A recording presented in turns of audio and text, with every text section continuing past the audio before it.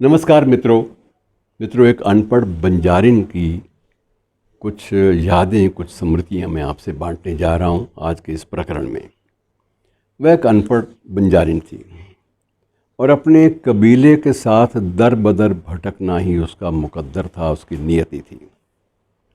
और एक बार मुझे जब बात करने का मौका मिला तो मैंने कहा, पैदा कहाँ हुई ये तो बता दो माई, जन्म का नाम तो बता दो, जन्म स्थान का। तो कहती है, बंजारों का क्या जन्म स्थान, राजस्थान का कोई इलाका था लूणकरण का, वहाँ मेरा जन्म हुआ था। और जन्म जो हुआ था वो भी एक कबीले में हुआ था।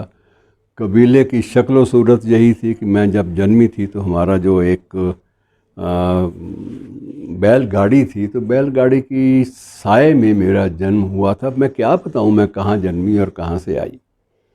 सीधी सी बात है कि मैं एक सीधी सादी औरत हूँ और जिसका एक ही लक्ष्य है कि वो अपने इष्ट के प्रति समर्पित रहे और उसी से लौ लगाए, ताकि वो सुने तो सही और देखे तो सही कि हमारी नियति क्या है, हम किस तरह से ज़िंदगी में हम लोग आगे बढ़े। तो ये एग्जैक्ट मैंने पूछा कि आप लूणकरण की बात कर रहे हैं या किस, तो उसने कहा कि लूणकरण भी था और रतनगढ़ के पास, ये चूरू का ज़िला है, सुना है मैंने भी कोई कि उस ज़िले के पास कोई एक गांव था, कस्बा था, और उस कस्बे में बाहर जो बंजर ज़मीन थी वहाँ पर हमारे तंबू लगे हुए थे और वहीं मैं पैदा हो गई। मैंने पहली बार ज़िंदगी में आँख खोली तो सिवाय ऊँटों के, क्योंकि मेरा बाप ऊँटों की सौदेबाजी करता था और इस इलाके में सिवाय ऊँटों की सौदेबाजी की और कोई काम भी नहीं था, तो मैं उस बेच खरीद घोड़ों और ऊँटों की बेच खरीद करने वाले एक शख्स के घर में पैदा हुई। और वो किसी उन दिनों में जब मैं पैदा हुई तब इतना ज़्यादा लोगों के पास पैसा भी नहीं था। तब घोड़ों और ऊँटों की जो कीमत थी वो इतनी कम मिलती थी कि उसके बारे में कुछ भी कहना मुश्किल है। और थोड़ी दूर जब दंगे हुए जिन दिनों में, उसको सब याद था कि जब विभाजन के दंगे हुए तो उस वक्त हमारा कबीला हड़बड़ी में कि वहाँ से निकल चलो, लोगों ने कहीं पूछ लिया ज़ात, तो हम लोग कहीं भूले से ज़ात बता बैठे, यद्यपि हमारी कोई ज़ात नहीं होती बंजारों की।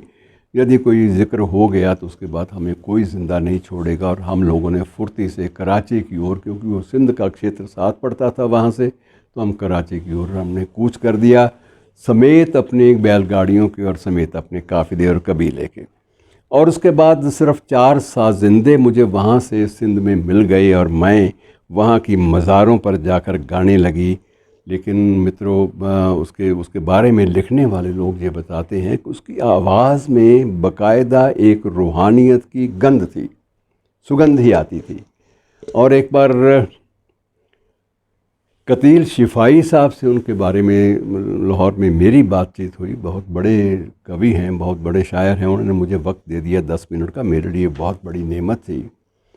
और उन्होंने बताया कि रेशमा पर मैंने एक शेर लिखा था, उन्होंने बताया था। ये उनका अपना शेर है। उन्होंने कहा था कि ये कुछ और भी सांसें लेने पर मजबूर सा मैं हो जाता हूँ, कुछ और भी सांसें लेने पर मजबूर सा मैं हो जाता हूँ, जब इतने बड़े जंगल में किसी इंसान की खुशबू आती है। तो वो कहते हैं कि इससे बड़ा मैंने इंसान, रेशमा से बड़ा, जिसका नाम अब तक मैंने नहीं लिया, मैं जिस बंजारिन का जिक्र कर रहा हूँ वो बंजारिन रेशमा के नाम से पूरी दुनिया में प्रसिद्ध हुई। और उसका इतना ही रूहानी, उसका खुद, उसने भी एक बार दिल्ली उसको बुलाया गया। दिल्ली में उसने एक मुलाकात के दौरान, एक इंटरव्यू के दौरान स्वयं ही ये बताया कि मैंने कोई विधिवत कहीं से भी शास्त्रीय क्लासिकल संगीत की शिक्षा नहीं ली, लेकिन जब मैं किसी मज़ार पर या किसी जगह पर बैठकर जब गाती थी, जब मेरी लौ लग जाती थी, तो मुझे सारे राग रागनियाँ सब कुछ अपने आप ही समझ में आ जाते थे। और उसके बाद एक टीवी प्रोड्यूसर ने जब एक मेरा कार्यक्रम सुना दमादम मस्त कलंदर के नाम से, तो वो तत्काल मुझे वो ले गया वहाँ से और उसने स्टूडियो में रिकॉर्डिंग शुरू करवा दी। लेकिन रिकॉर्डिंग के बाद जो कुछ उसने दिया, कहती उसका ज़िक्र मैं नहीं करना चाहती हूँ कि मुझे क्या मिला। इसका ज़िक्र करूँगी तो शायद जो फ़न के जो प्रशंसक हैं, जो कला के प्रशंसक हैं, संगीत के दीवाने हैं, या मेरी आवाज़ के दीवाने हैं उन पर कुछ अच्छा असर नहीं होगा, लेकिन मैं उस बात का ज़िक्र भी कहीं नहीं करती कि मुझे क्या मिला, लेकिन मुझे शांति मिली। और उसके बाद उसने बताया कि अंतिम लम्हे बड़े ख़तरनाक थे उसके। इतनी बड़ी आवाज़ जिसको हमारे देश के प्रधानमंत्री, तत्कालीन प्रधानमंत्री अटल बिहारी वाजपेयी साहब ने इतना सम्मान दिया कि जब वो पहली बार बस लेकर गए तो वापसी पर रेशमा और उसके 4 साजिंदों को साथ लेकर आए और दिल्ली में प्रधानमंत्री निवास पर उनका कार्यक्रम करवाया। हमारे मामले में थोड़ा सा उदार रवैया अपनाया जाता है, और प्रधानमंत्री श्री वाजपेयी स्वयं कला और संगीत और साहित्य और इन चीज़ों के, अध्यात्म के वो पारंगत थे। इस बारे में उनकी एक गहरी पैठ भी थी।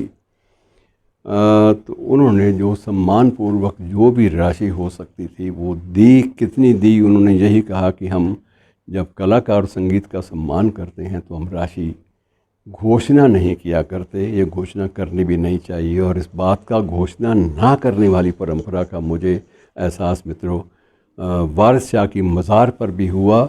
वारिस शाह की मज़ार पर जब उनके प्रशंसक जब वो हीर गाते थे तो हीर गाते वक्त चाहे कोई भी बड़े से बड़ा मेहमान, वज़ीर आला या कोई भी आया होता, हमारे भी देश के एक बड़े नेता के साथ मैं वहाँ पर गया था, तो नेताजी ने पूछा मैं वहाँ पर जाकर उसके हारमोनियम पे कुछ रख सकता हूँ? मैं कहा ये गुस्ताखी बिल्कुल ना कीजिएगा, आपको ये बड़ी तकलीफ़ से गुज़रना पड़ेगा। तो कहते क्या करें? तो मैं सीधी बात है कि मुट्ठी में ले जाइए और जाकर बड़े आदर के साथ उनके चरणों में झुकिए और उनकी मुट्ठी में ही पकड़ा कर वापस आ जाइए। अगर आपने किसी को ये भी दिखा दिए कि नोट कितने दे रहे हैं आप, तो भी आपकी खैर नहीं, आपको अनावश्यक रूप से एक अपमानजनक रिस्पांस का सामना करना पड़ेगा। तो कहने का मतलब यह है कि जब ये रूहानी स्तर पर ये लोग जीते हैं, ऐसे लोग, समर्पित लोग, तो उस वक्त उनके सामने ये कुछ नहीं होता कि हमें क्या मिला। लेकिन मिला, जब रेशमा का जिक्र करेंगे तो इस बात का भी जिक्र करना पड़ेगा कि अंतिम दिनों में गले के कैंसर के कारण उसका निधन हुआ। बीड़ी बहुत पीती थी, बंजारिन थी बेचारी, अनपढ़, उससे कुछ शिकवा शिकायत भी हो नहीं सकता था। लेकिन जब उसको, हालांकि वहाँ की पाकिस्तान की सरकार ने सबसे बड़ा सम्मान भी दे दिया, लेकिन उसके इलाज के पैसे उसे कभी नहीं किसी ने दिए। और अंतिम दिनों में वो एक छोटे से एक